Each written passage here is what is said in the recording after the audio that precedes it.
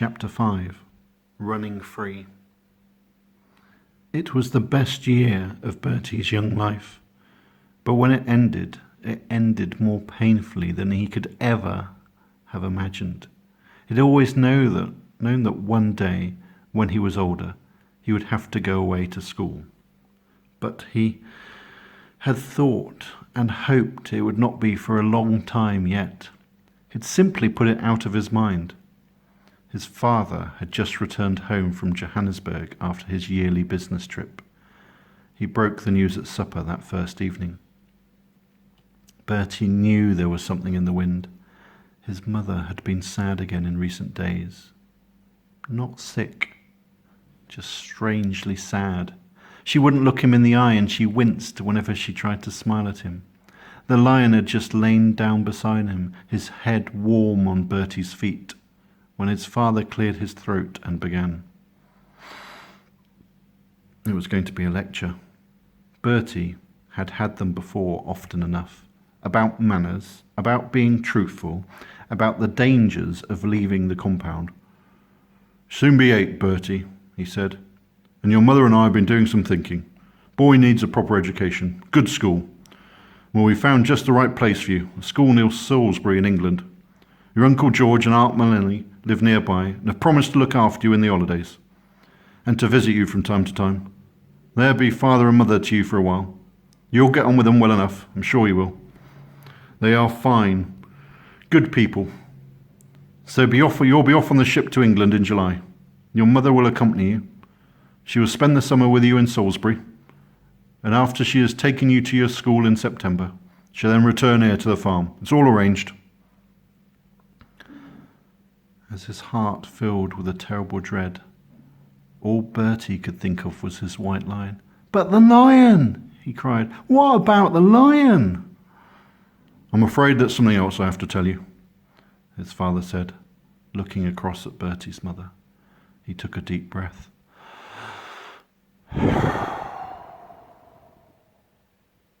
And then he told him. He told him he had met a man whilst in Johannesburg, a Frenchman, a circus owner from France. He was over in Africa, looking for lions and elephants to buy for his circus. He liked them young, very young, a year or less, so that he could train them up without too much trouble. Besides, they were easier and cheaper to transport when they were young. He would be coming out to the farm in a few days' time to see the white lion for himself. If he liked what he saw, he would pay good money and take him away. It was the only time in his life Bertie had ever shouted at his father, "No, no, you can't!" It was rage that wrung the hot tears from him, but they soon gave way to silent tears of sadness and loss. There was no comforting him, but his mother tried all the same. "We can't keep him forever, Bertie," she said. "We always knew that, didn't we? And now you've seen how he stands by the fence, gazing out into the veld. You've seen him pacing up and down, but we just can't let him out. He'd be out on his own, no mother to protect him. He couldn't cope. He'd be dead in weeks. You know he would." "But you can't send him to a circus. You can't," said Bertie. "He'd be shut up behind bars. I promised him he never would be. And they'll point at him, they'll laugh at him. He'd rather die. Any animal would." But he knew, as he looked across the table at them, that it was hopeless, that their minds were quite made up. For Bertie, the betrayal was total. That night he made up his mind what had to be done. He waited until he heard his father's deep breathing next door. Then, with his white lion at his heels, he crept downstairs in his pyjamas, took down his father's rifle from the rack, and stepped out into the night. The compound gate yawned open noisily when he pushed it, but then they were out and running free. Bertie had no thought of the dangers around him, only that he must get as far from home as he could before he did it. The lion padded along beside him, stopping every now and again to sniff the air. A clump of trees became a herd of elephants wandering towards them out of the dawn. Bertie ran for it. He knew how elephants hated lions. He ran and ran till his legs could run no more.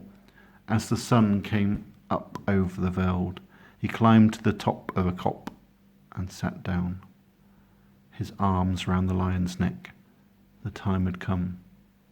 "Be wild now," he whispered. "You got to be wild. Don't come home. Don't ever come home. They'll put you behind bars, you hear? You hear what I'm saying? All my life I'll think of you. I promise I will. I won't ever forget you." And he buried his head in the lion's neck and heard the greeting groan from deep inside him. He stood up. "I'm going now," he said. "Don't follow me. Please don't follow me." And Bertie clambered down off the cop and walked away. When he looked back, the lion was still sitting there watching him. But then he stood up, yawned, stretched, licked his lips, and sprang down after him.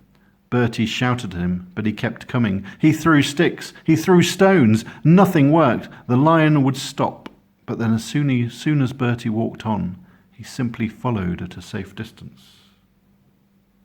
"Go back," Bertie yelled. "You stupid, stupid lion. I hate you. I hate you. Go back." But the lion kept lopping after him whatever he did, whatever he said. There was only one thing for it. He didn't want to do it, but he had to. With tears filling his eyes and his mouth, he lifted the rifle to his shoulder and fired over the lion's head. At once the lion turned tail and scampered away through the veld. Bertie fired again. He watched till he could see no more, and then turned for home. He knew he'd have to face what was coming to him. Maybe his father would strap him. He'd threatened it often enough, but Bertie didn't mind. His lion would have his chance for freedom, maybe not much of one. Anything was better than the bars and whips of a circus.